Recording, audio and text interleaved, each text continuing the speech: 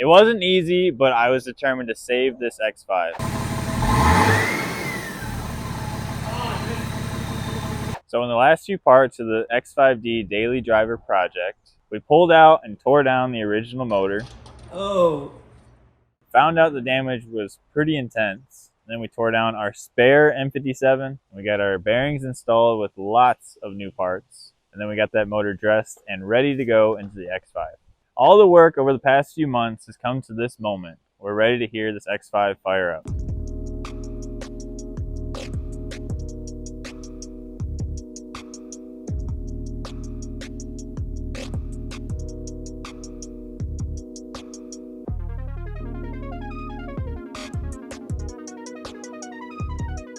So then we were able to get the engine and transmission mated. We got the X5 into the barn.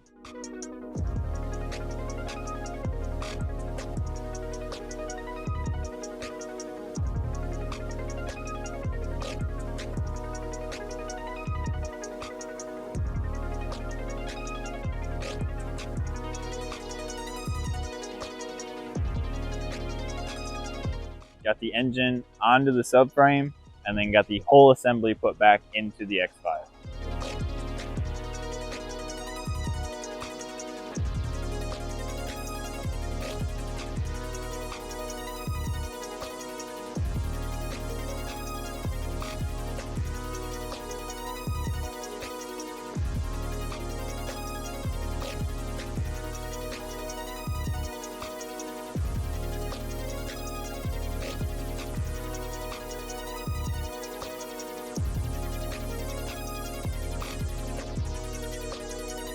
Now that we have everything back into the X5, we can get the coolant lines hooked up, power steering, fuel lines, all the wiring plugged back in, make sure that the ECU or the DDE is plugged in, ready to go. We also need to start the initial trans service. Since we pulled all the fluid out, we want to make sure it has new fluid, new filter. We also did some seals on the inside, make sure that's good to go. Got the initial fill up. We'll wait till later to get it up to temp and finish that off. We also got a new fuel filter put in there, preventative maintenance. I don't know when the last one was done, and we want to start off fresh. Then we're ready to start it up. Now, I learned the hard way on the 335D that you need to prime the low side of this fuel system. So I made sure that we had the fuel pump going to get all the air out of that system, and then the high side would self-bleed. So I made sure to do that before even trying to start the X5, keeping in mind that it might need to crank for a little bit. So I finally get to start it.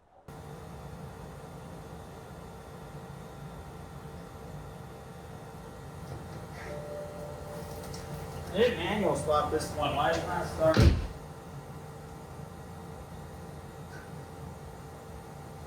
And we have no crank, no start. So it was a really long day. I was frustrated. I didn't really want to diagnose it. So I went to bed, came back the next day with a fresh mind to diagnose why the engine's not even turning over. I made sure that the starter had 12 volts from the battery. And then we made sure that it got 12 volts trigger when the ignition was pushed. And then just to double check that it wasn't on the trigger side, I hooked up a remote starter button to make sure it wasn't that. And I even tapped the starter with a hammer just to make sure that the brushes weren't seized up. All right, go ahead and press the button to try and start it. Starter that I used was bad. I did have another starter, which is actually the original in the X5 that I thought that I should replace while I had it out with a cleaner one, but I do have the original, so I can swap that one back in. But I did make sure that when I pulled the old one out, I hooked it up to a jump pack to confirm that it does not operate. And then I also double checked the original was still in operating condition with the same jump pack, making sure that that one is good to go and it operated as I expected, so I could put that back in. And then finally, we were able to get it started.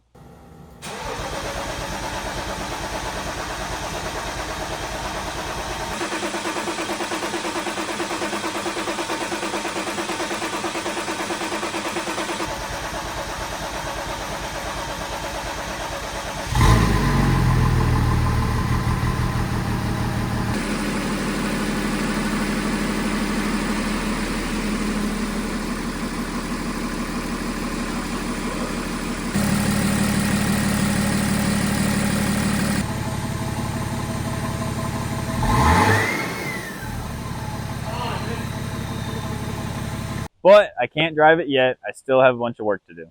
All right, so before we drive it, we have a couple things that we need to do. Now, maybe I'm overconfident with recharging the AC before I even test drive it, but I'll take my chances. So we got the AC system fully recharged, had some ice cold AC in this car, ready to go. And then before, when I bought the car, I knew that it needed alignment and tires. The ones that we got on the car were just destroyed. So we got some new to the vehicle tires, used ones that were in good shape, and then we realigned the entire thing. Going along with that, in order to get the alignment within spec, I did need adjustable control arms for the front and for the rear. The front has H&R lowering springs and the rear is air ride, so for it to sit level, we needed those adjustable arms to be able to get those alignments within specs so that I'm not burning through tires all the time.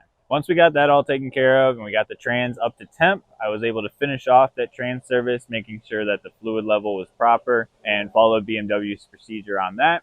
And then once all that was done, we were able to take it for a test drive.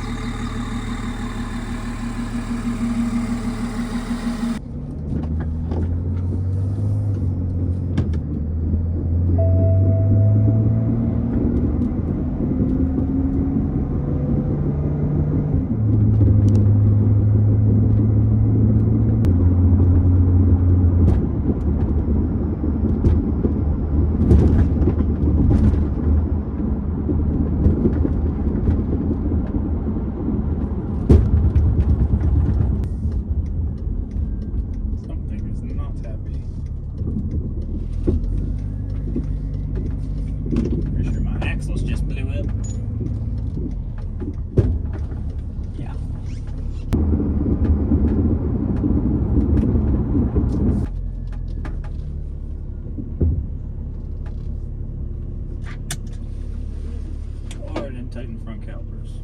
Let's find out.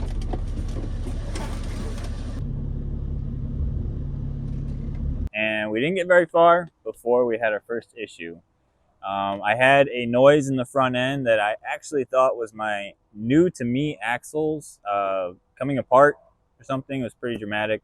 That made me turn around, and not only that, but I did get a engine malfunction code which put the car into low power or limp mode. So I made my way back to the house so that I could run the codes and figure out what that front end noise was. So once we got home, I ran the codes and they didn't give me a full direction. It was a bunch of random codes, math and boost codes. So I cleared them to see what would come back and what maybe was from cranking the car for so long, trying to get it started, and what was actually from the test drive. I did find out that my front end noise was actually me making a mistake and forgetting to tighten down my front caliper bolts. I hand threaded them in preparation for an impact and full torque spec, but yeah, I didn't do that. So normally I mark my bolts when I torque them to spec, but that only works when you torque them to spec, or look for bolts that don't have a marking on them, which I didn't do. So I lost a bolt for one of my calipers, and the noise was actually the caliper going into my wheel and making a nice impression into the barrel of my wheel. So that was great. But I got that figured out. I have a parts vehicle, so I stole an OEM bolt from that, got that in my caliper, got them torqued to spec this time, marked, and it's good to go. My axles are just fine. It was the caliper, and I cleared the codes so that we can go for another test drive and try and figure out what this engine malfunction might be. So then I was able to go on my second test drive and got a little farther this time.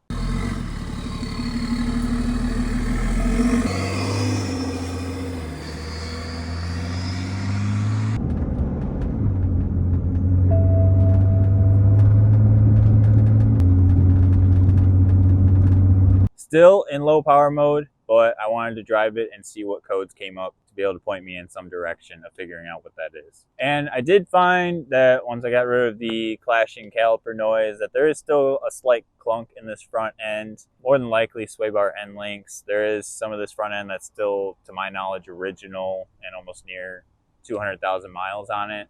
So need to address that, but it's not critical to driving the car.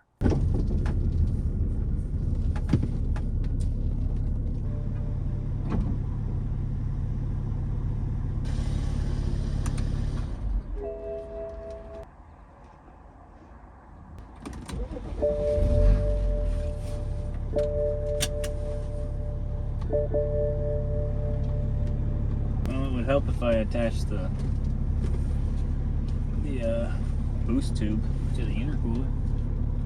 Probably wouldn't freak out as much.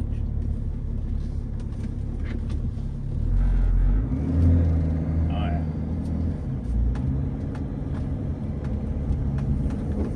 I don't know that it's fully in there, so I'm just gonna limp her back. Power steering took a nice chunk out of her too.